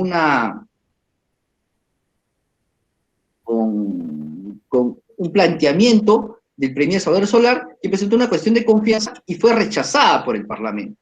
Como consecuencia, se llegó a nombrar en ese Congreso al doctor Gonzalo Ortiz de Ceballos, quien era primo del presidente, del expresidente del Congreso, Pedro Lechea, y ante este acto, el premier y por supuesto el presidente. Bien. A ver, doctor José, su audio está entrecortado, pero habiendo culminado ya su tiempo, va a tener la oportunidad de unos 10 minutos adicionales en la segunda vuelta. Entiendo que hay ideas que aún faltan precisar, aún faltan cerrar, y para ello tenemos la oportunidad en la segunda ronda, ¿ok? Entonces pasamos a la siguiente etapa, ¿no? Donde al menos vamos a contar nuevamente con la presencia del doctor Miguel Pedro para que pueda terminar cerrando las ideas centrales, medulares de su participación. Doctor Miguel Pedro, tiene tiempo de 10 minutos. Muchas gracias, doctor Jesús. Esta vez quiero tomar uno de los aspectos del estatuto de la magistratura, el tiempo de duración del cargo de magistrado en el Tribunal Constitucional. Cuando hacemos un análisis de la Constitución del 79, vamos a observar que el nombramiento se extendía a los 6 años. Sin embargo, la Constitución del 93 lo disminuye a 5 años, ¿no? Esto realmente, no sé, yo creo que dentro de esa situación del juego político al que hace referencia, me parece que los constituyentes del 93, que conocemos su orientación, su composición, más o menos tenían la idea de que el Tribunal Constitucional debería de conjugar con el mismo credo político del Ejecutivo y del Parlamento. Y de los datos que voy a exponer, las realidades de otros países nos demuestran situaciones diversas. Los magistrados del Tribunal Constitucional Español son designados por 9 años. De igual forma, la Corte Constitucional Italiana también por 9 años. De igual forma, el Consejo Constitucional francés por 9 años. El Tribunal alemán por 12 años. El chileno por 9 años. El colombiano por 9 años. Esto significa de que realmente se ha consignado un periodo bastante mínimo para el Tribunal Constitucional peruano. Sin embargo, recordarán ustedes que la Comisión Especial para la Reforma Integral de la Administración de Justicia, CERIAJUS, ¿no? Una comisión establecida todavía el 4 de octubre del 2003, propuso que la duración de los miembros del Tribunal Constitucional en el cargo sea 7 años. Es necesario tener en cuenta este documento que duerme el sueño de los justos en razón de que en el Perú no hay una voluntad política de mejorar las instituciones que están vinculadas con la administración de justicia.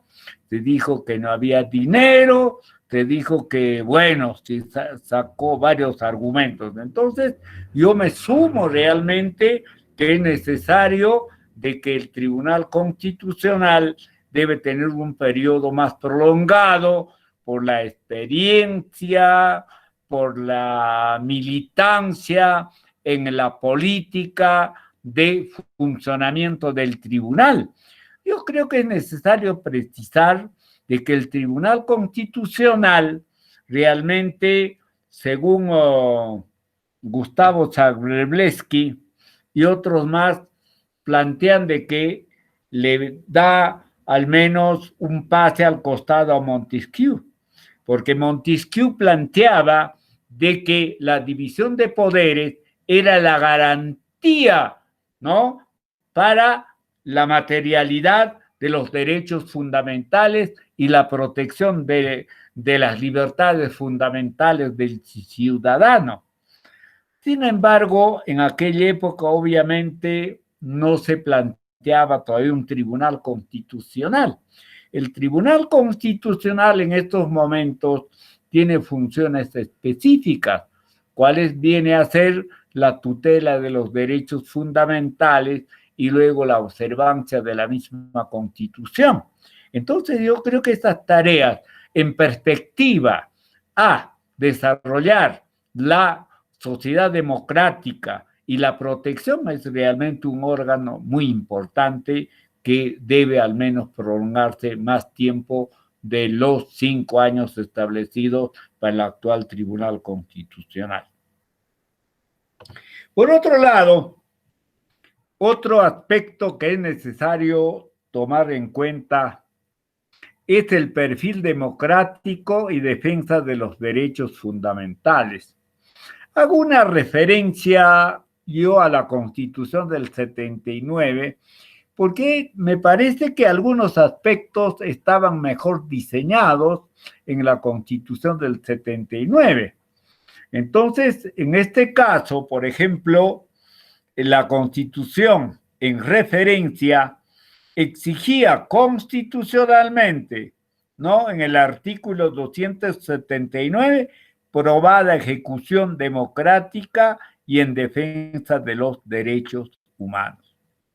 cuando se elaboró la Constitución del 93, se quitó este requisito. ¿Por qué se quitó? Porque justamente quienes elaboraban la Constitución del 93 podía ser cuestionado por no tener conciencia democrática y tampoco la tutela de los derechos fundamentales. Entonces no le dio importancia como requisito.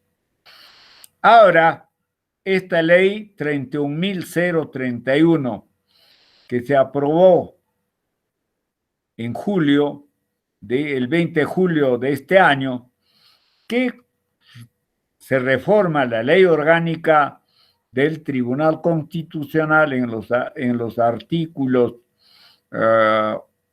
8 y luego 11, obviamente lo que está estableciendo es recuperar en algo, ¿no?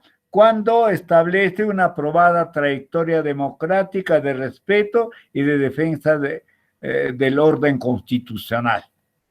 No se menciona los derechos humanos, pero nos pueden decir que de repente está implícito. Entonces, yo creo que es muy importante. ¿Cuál es la función del Tribunal Constitucional?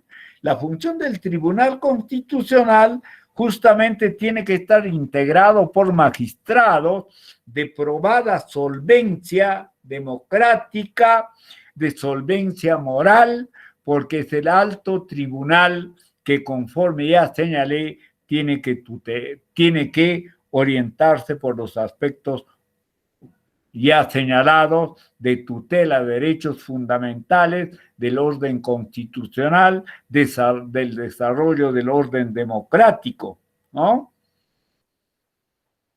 Entonces creo que este es un aspecto muy fundamental e importante de tener presente, con la finalidad de mejorar la selección de los magistrados del Tribunal Constitucional. El asunto está los trabajos de César Landa con respecto al estatuto de los miembros de los magistrados del Tribunal Constitucional y luego la selección de los magistrados del Tribunal Constitucional son bastante críticos. La etapa de politización de la designación de los miembros del Tribunal Constitucional por los parlamentarios de aquella época. Y no solo eso, él recuerda la inhabilitación de 3 magistrados del Tribunal Constitucional porque emitieron un control difuso a la reelección de Alberto Fujimori, y les costó justamente la destitución del cargo de los miembros del Tribunal Constitucional. Él dice, hay que cuidar de que el Tribunal Constitucional no sea politizado, no sea partidarizado, porque eso creo que es lo que malogra justamente el perfil del magistrado, ¿no? ¿Por qué? Porque se manosea, ¿no? Actualmente, por ejemplo, con la modificatoria del artículo 8, obviamente se deja de lado ese trámite especial de invitación, que es lo que ha sido más criticado. Ya en la invitación se invitaba a cualquiera, ¿no? Esas son las opiniones, no mías, sino de César Landa y también de Pedro Grande Castro, que fue asesor del Tribunal Constitucional y tiene un artículo muy interesante que fue publicado, creo que en una revista de la Pontificia Universidad Católica. Entonces son bastante críticos en ese aspecto. ¿Por qué? Porque los miembros del Tribunal Constitucional, con honrosas excepciones, en vez de ir en un sentido ascendente con la finalidad de los fines establecidos de los tribunales constitucionales, ha ido descendiendo. Entonces, eso creo que realmente es un aspecto muy fundamental, ¿no? De tocarlo, y considero que sí, pues, el problema está de que parece que hay un apresuramiento del Parlamento en concluir con la designación. Y por otro lado, hay al menos también un criterio del Ejecutivo de que todavía no se designe a los miembros del Tribunal Constitucional. Sin embargo, esto creo que no sé cuál debe ser la conclusión, cuál debe ser la opinión. El problema está de que cuando solamente es el Parlamento el quien designa a los miembros del tribunal, realmente yo creo que hay un monopolio que debería de modificarse. En conclusión, ¿no? En conclusión, yo creo que lo que hay que hacer es diseñar una reforma constitucional con la finalidad de que se involucre varias instituciones democráticas en el Estado peruano que se comprometan a la selección y designación de los magistrados del Tribunal Constitucional, de tal manera que no monopolicen su ente. Por otro lado, que se prolongue el periodo de ejercicio de la jurisdicción de carácter constitucional, y por otro lado, pues que también se amplíe al menos el número de magistrados al que deben administrar en esta materia. Entonces yo creo que el debate puede dar a más porque hay varios aspectos genéricos que hemos tocado. Yo creo que conforme ya he indicado en aspectos anteriores al momento de fijar los temas, creo que hay que ir precisando para desarrollar más específicamente los aspectos muy importantes. Claro, es cierto que los magistrados gozan de las mismas inmunidades de prerrogativas mientras están en el cargo y tiene algunas ventajas, pero sin embargo yo creo que se pueden notar algunos aspectos que no privilegian, diremos, ni crean una buena imagen del Tribunal Constitucional.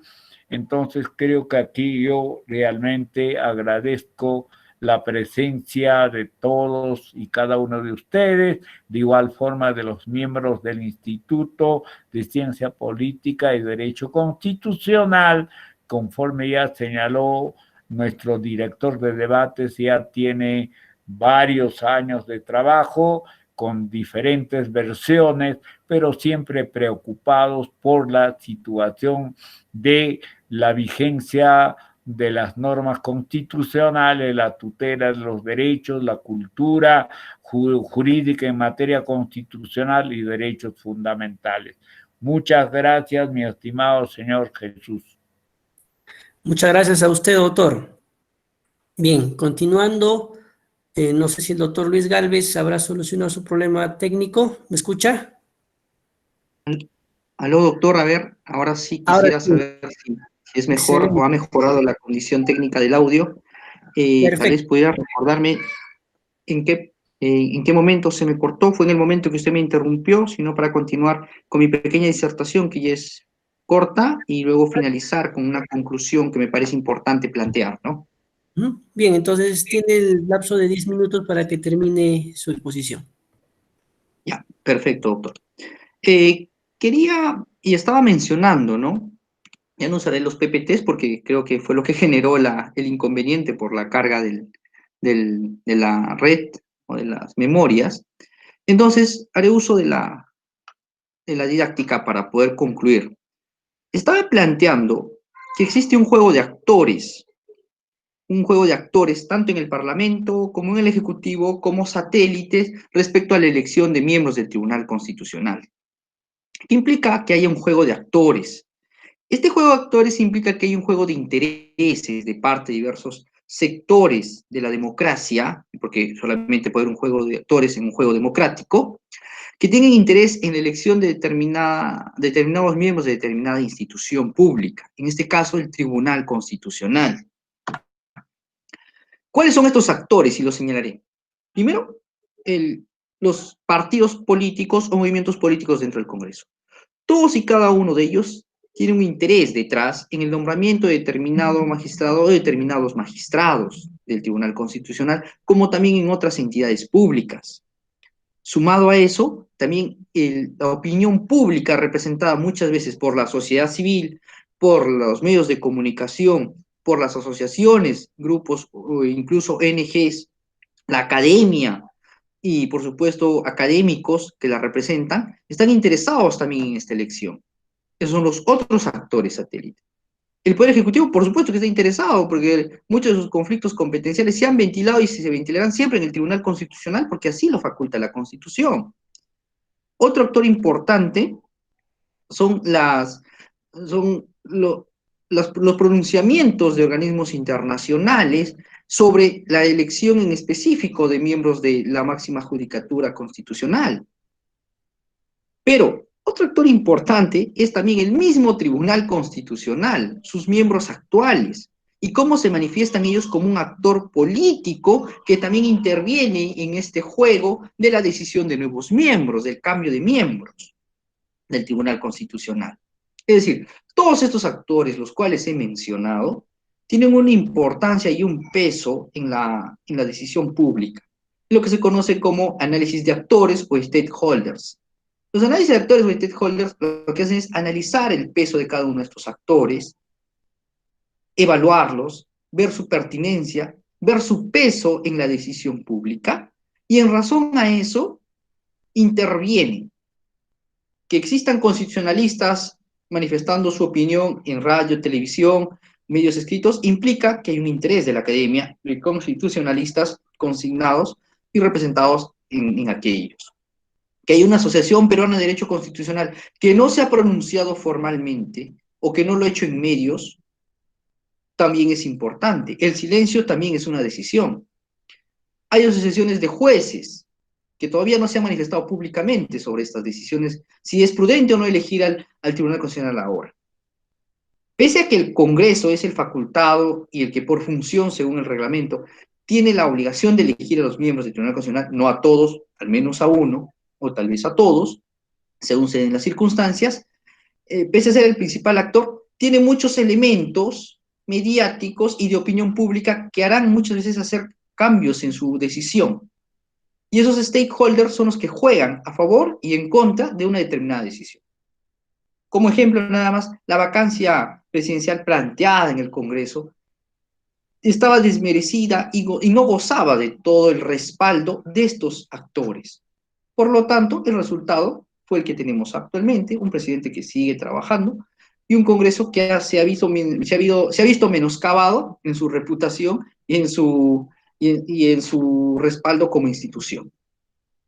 Entonces, es importante que los stakeholders estén presentes en cualquier decisión y es más, importante conocerlos y comprenderlos para que puedan entender las decisiones que se tomen. Sea este el caso de una decisión de magistrado del Tribunal Constitucional. El TC como actor político ya no solamente es jurídico, importa mucho la opinión incluso de los magistrados actualmente. Los magistrados que actualmente están en el Tribunal Constitucional tienen voz, tal vez no voto, pero sí tienen voz, y son escuchados porque son peritos en la materia. Como actor político, el Tribunal Constitucional, por supuesto, juega un partido aparte, y forma parte de esa institucionalidad del juego de las instituciones dentro de una democracia sólida. Como actor político, también puede tomar decisiones.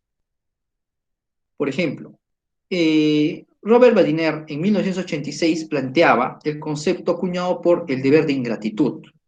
Este deber por el cual, como miembro de un colegiado constitucional, no le debe favores políticos a quien lo nombró. Entonces, si esto se plantea como un deber de ingratitud, ya el doctor Óscar Urbiela lo planteó en un artículo, implica el deber de cuidado de ciertos principios que implican la independencia, la transparencia, la idoneidad del juez y el magistrado constitucional para con la Constitución, no para con quien lo eligió.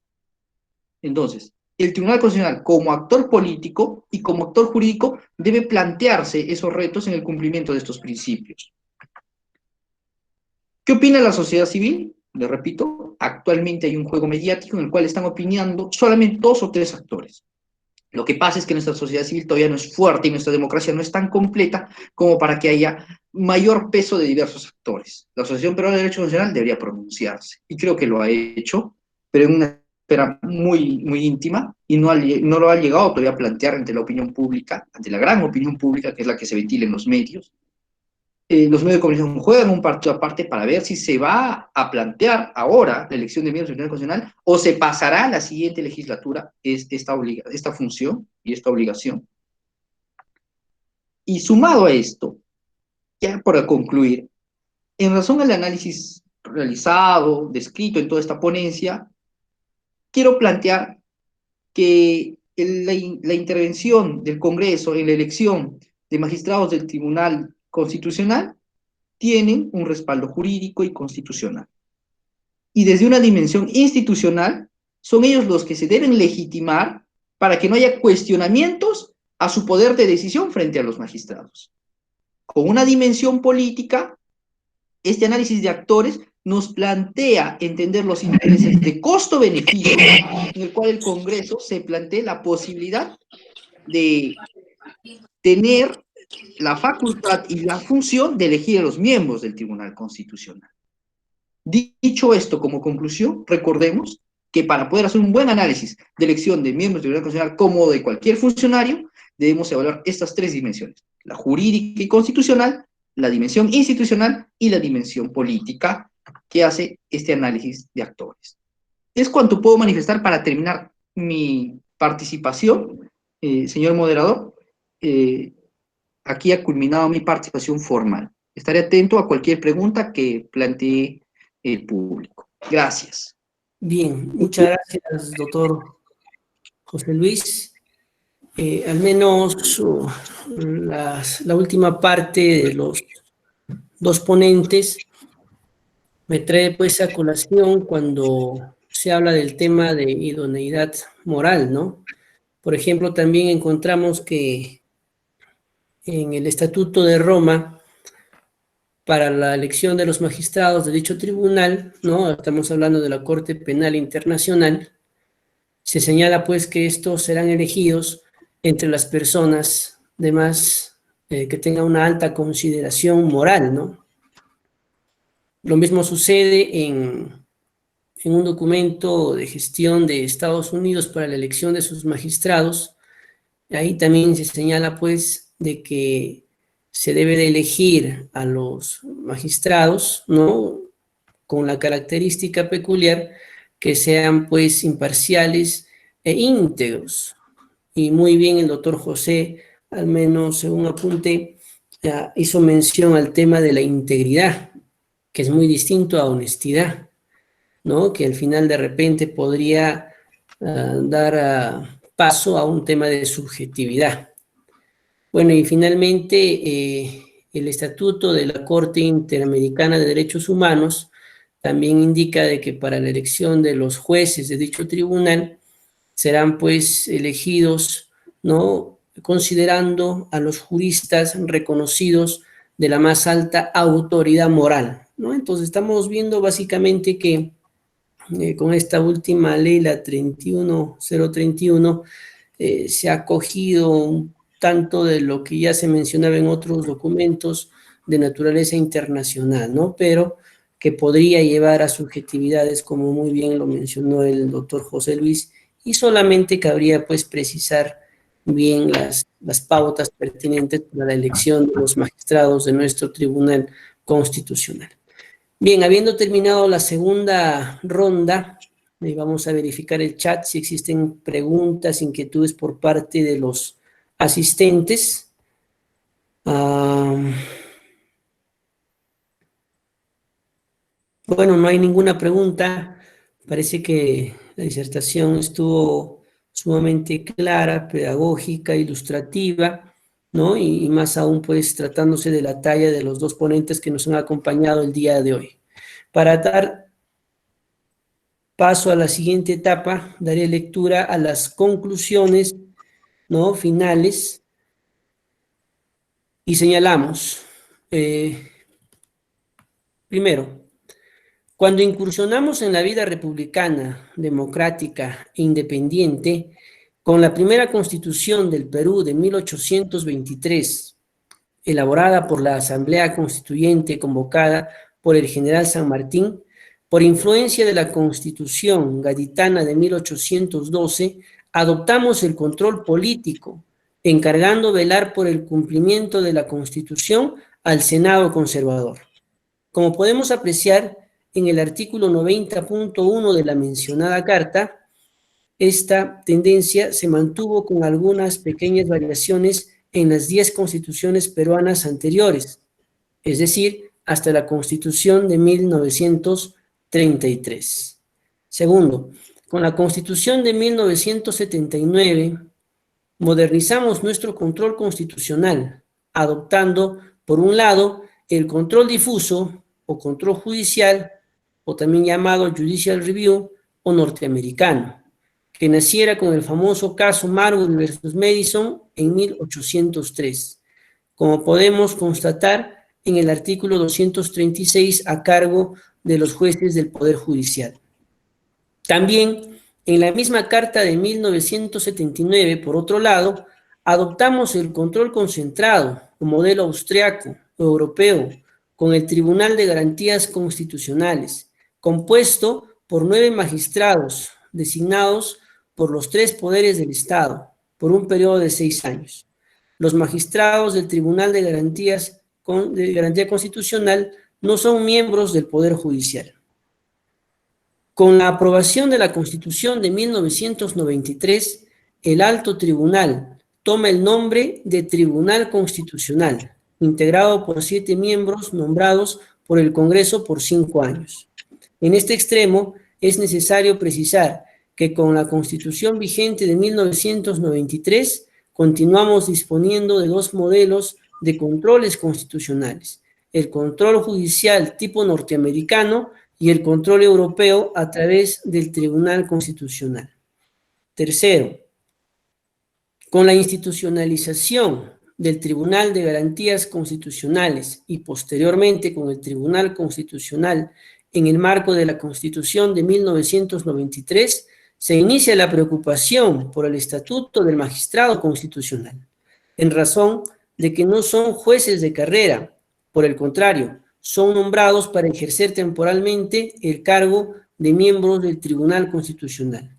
Dentro del estatuto del magistrado constitucional pueden ubicarse la forma de elección, los órganos que intervienen en la designación de sus miembros, el periodo de duración del cargo, el número de magistrados que le integran, la ejecutoria democrática y defensa de los derechos humanos, como la adecuada identificación del perfil del magistrado.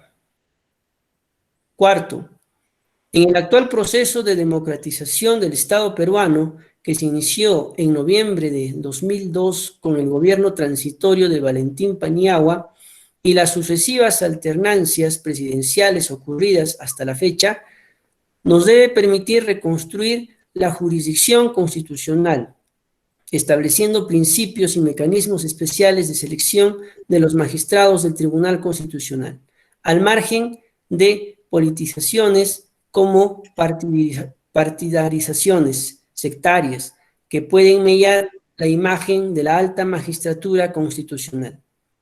Debemos convertir que cada renovación de los magistrados de este alto tribunal se oriente a consolidar el Tribunal Constitucional para que su labor contribuya a fortalecer la vida democrática, la tutela de los derechos fundamentales y la paz social que el Perú requiere. Quinto, la Ley 31031, que modifica los artículos 8 y 11 de la Ley Orgánica del Tribunal Constitucional para seleccionar los nuevos miembros de esta alta magistratura por concurso de méritos para evitar la cuestionada repartija, puede ser un buen indicio. Ayer, la Comisión Especial aprobó el reglamento para la mencionada selección que será sometido a debate público. Oficialmente se anuncia que se designarán los 6 miembros del TC cuyos periodos ya han vencido. No se han pronunciado sobre la designación de Gonzalo Ortiz de Ceballos en los últimos minutos de existencia por el Congreso disuelto, cuya juramentación no autorizó el Tribunal Constitucional mientras el Congreso no concluya con el procedimiento de designación de los demás miembros. Sexto, debe proyectarse un nuevo diseño en cuanto respecta a los entes que participan en la designación de los magistrados del Tribunal Constitucional, quebrando el monopolio del Congreso en el número de sus integrantes, superior al actual de conformidad con el derecho comparado. De igual forma, el tiempo de permanencia en el cargo, superior también al actual, tomando el ejemplo de otras realidades. Séptimo, en razón del análisis realizado, se puede concluir que la elección del Tribunal Constitucional tiene tres dimensiones de análisis: la dimensión jurídica, la dimensión institucional y la dimensión política. La dimensión jurídica, que expresa el argumento constitucional y legal de la elección de los magistrados del Tribunal Constitucional. La dimensión institucional expone los roles de las instituciones gubernamentales que intervienen en la elección de los magistrados del Tribunal Constitucional. Dimensión política analiza el contexto coyuntural de las decisiones políticas, de la política nacional y sus posibles intereses en la elección de los magistrados del Tribunal Constitucional. Estas tres dimensiones del análisis permitirán comprender lo importante y vasto del juego político en el marco de la constitucionalidad y democracia. La arena política desarrolla sus roles, independientemente de los protagonistas. Mientras exista debate, existirá democracia. No le tengamos miedo a la elección apresurada o lenta de los magistrados del Tribunal Constitucional. Mientras exista debate y controversia abierta, las instituciones mantendrán ciertos niveles de independencia. Esa será la mejor prueba de que aún tenemos democracia.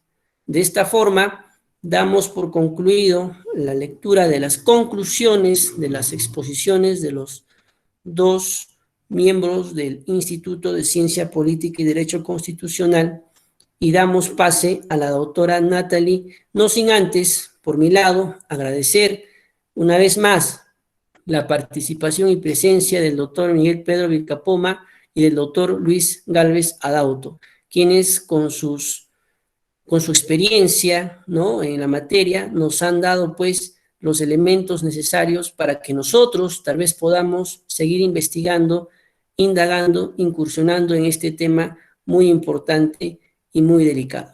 Eso es todo por mi lado. Muchas gracias. Doctora Nati, tiene uso de la palabra. Bien, muchísimas gracias con todos los participantes de esta octava conferencia virtual.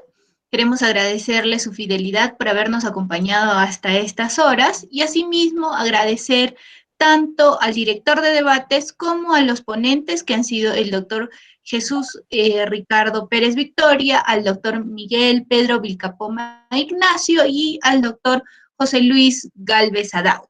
Además, queremos recordarles que la próxima semana también tenemos evento y nuestras conferencias virtuales. La próxima semana vamos a dar la siguiente ponencia, que es Derecho Constitucional y Literatura, la cual estará a cargo del doctor Andrés Gabriel Torpoco González, del doctor Miguel Vilcapoma Ignacio, el doctor José Luis Gálvez Adauto y quien les habla, la doctora Natalie Castro Flores. Vamos a tener un bonito conversatorio. Los esperamos. Ya están las inscripciones en línea en nuestro fanpage del Instituto de Ciencia Política y Derecho Constitucional. Les agradecemos mucho su participación. Esta conferencia ha sido grabada y próximamente subida a nuestras plataformas digitales. Muchísimas gracias por su atención. Nos vemos hasta la próxima. Nos vemos, doctores. Permiso. Hasta luego, un gusto. Buenas noches. Hasta luego, doctor.